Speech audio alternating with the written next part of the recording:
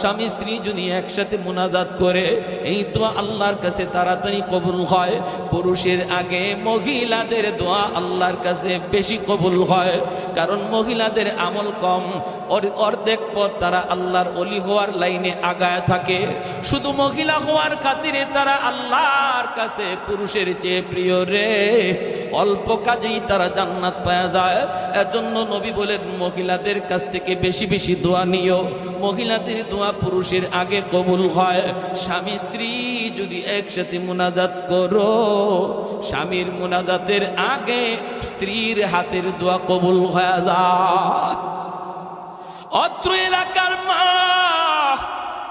স্বামী বিপদে আছে, সন্তান বিপদে আছে, ভাইটা বিপদে আছে রে, স্বামীর ইনকাম বন্ধ হয়ে গেছে।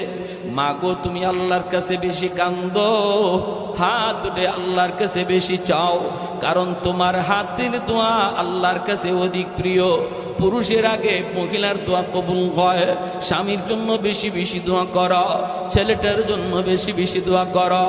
মনে রাখো তোমরা মহিলা হওয়ার কারণে আল্লাহর কাছে তোমরা অনেক দামি, অনেক দামি, কারণ তোমাদের ডিউটি হলো চারটা।